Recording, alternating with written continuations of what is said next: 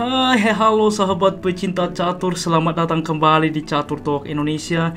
Tentu kita memasuki hari terakhir atau final Norway Chess 2022, di mana dari pairing sebelumnya Veselin Topalov akan bertemu dengan Magnus Carlsen. Dan inilah permainan Armageddon, merupakan sebuah penentuan siapa yang ke depan yang akan juara, teman-teman. Dan untuk itu, stay tune di Catur Talk Indonesia.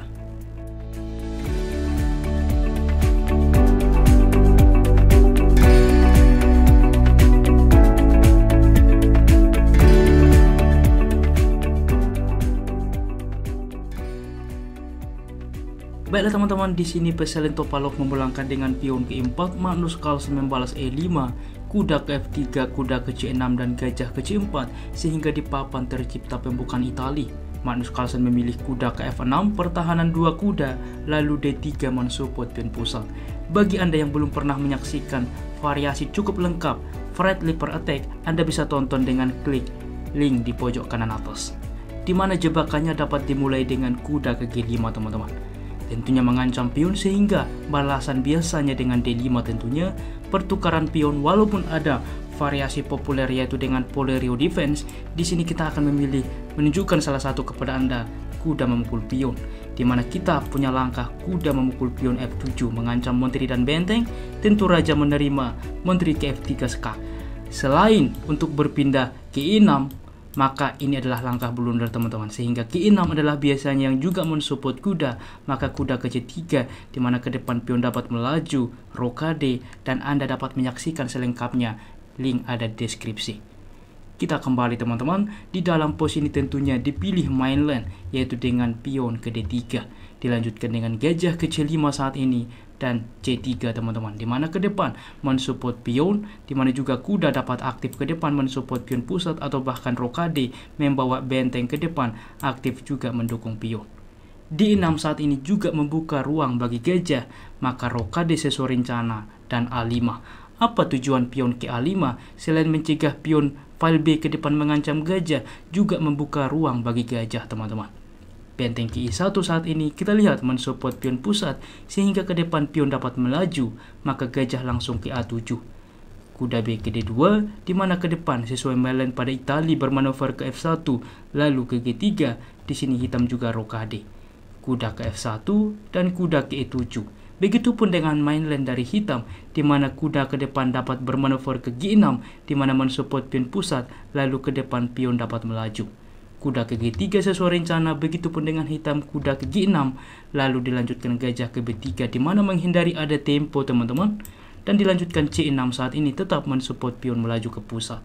D4 dilanjutkan mengambil inisiatif menyerang pusat, dan pertukaran pion terjadi, pion memukul kembali, lalu gajah ke G4, kita lihat langsung juga memukul kuda ke depan, menteri menerima sehingga tiada perlindungan terhadap pion. Untuk itulah menteri ke D3 dimainkan mensupport pion. Walaupun langkah sebelumnya bahwa gajah dapat dilakukan, di sini dipilih sebuah trik, yaitu dengan menteri ke D3 dan D5 dari Magnus Carlsen. Apa yang diharapkan oleh Veselin Topalov apabila gajah memukul kuda? Tentu tidak menteri menerima. Karena apa? Jelas pion ini akan hilang, tetapi pion menerima walaupun ini bertumpuk, teman-teman. Tetapi kita lihat bahwa file G ini akan terbuka ke depan dan cukup penting. D5 misalkan, karena ini juga balasan dari Magnus Carlsen ke depan, maka E5. Dan bedanya kuda tidak bisa ke pusat karena ada pion ini, maka kuda ke D7 dan F4 saat ini, di mana pion-pion ini cukup strategis ke depan. Raja dapat membuat propalaktif pengamanan diri, lalu diaktifkan benteng, teman-teman. Oke, dan untuk itulah di dalam posisi Magnus Carlsen langsung membalas dengan pion ke D5.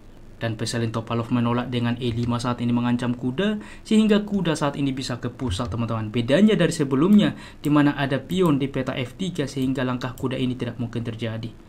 Kuda saat ini memukul kuda, pion menerima, di mana Magnus Carlsen mengorbankan pionnya. Tetapi kita akan melihat bagaimana rancangan Magnus Carlsen, ia langsung juga memukul kuda.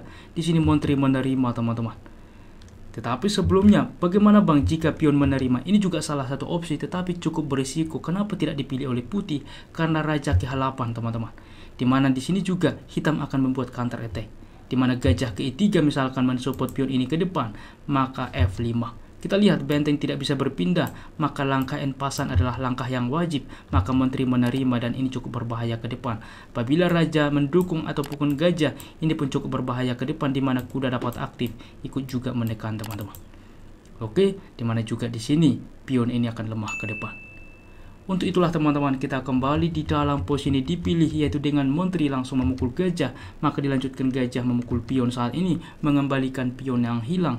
Gajah ke F4 teman-teman, juga tentunya menambah support terhadap pion, dan ini juga cukup berbahaya apabila diterima, karena ini juga ke depan akan sebuah tempo untuk juga mengancam pion hitam, sehingga A4 dilanjutkan mengancam gajah ke C2, di mana ke depan kita lihat secara tidak langsung ancaman ke depan, mungkin disupport oleh menteri ke depan, ancaman skakmat, sehingga kuda saat ini memukul gajah, menteri menerima, dan kita lihat 2 kali mengancam, sehingga C5 dimainkan, dan benteng ke D1 teman-teman.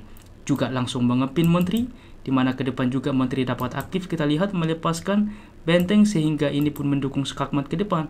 Untuk itulah langkah yang cukup menarik dari Magnus Carlsen, benteng ke A6, dengan tujuan dapat bermanuver ke depan ke file H, melindungi pion juga sekaligus mengcounter attack. G3 saat ini dimainkan, di mana mengamankan raja, sehingga ke depan pion file F ini dapat maju, maka benteng ke E8 dilanjutkan.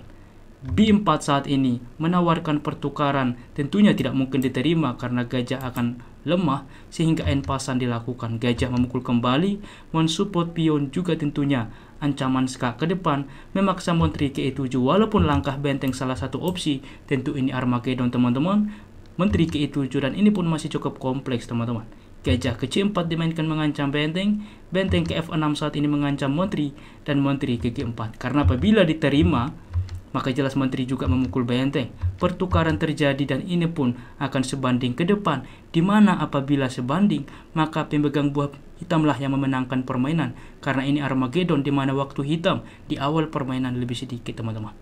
Untuk itulah di dalam posisi ini dipilih, yaitu dengan menteri ke G4 dan benteng ke G6 saat ini, karena tidak bisa lagi teman-teman dengan B6 misalkan langkah sembarang. Karena apa? Pion memukul benteng sudah bisa. Masalahnya menteri memukul benteng. Di sini tidak menteri memukul menteri, tetapi menteri memukul pion G7 skak. Inilah perbedaan posisi sebelumnya ketika menteri masih ada di posisi ini teman-teman.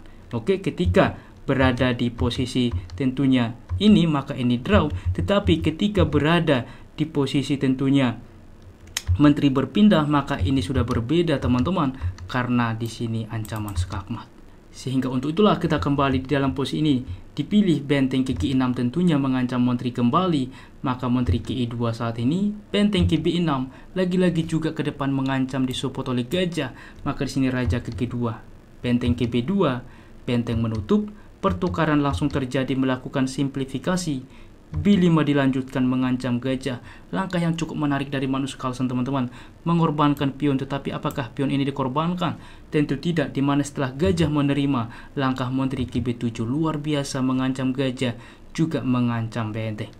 Di sini gajah memutuskan menukarkan, juga memukul benteng, tetapi percaya atau tidak, setelah langkah ini dimainkan oleh Veselin Topalov, ia juga langsung mengajukan draw, tentunya dengan senang hati. Magnus Carlsen menerima karena pemegang buah hitam jika draw akan memenangkan permainan.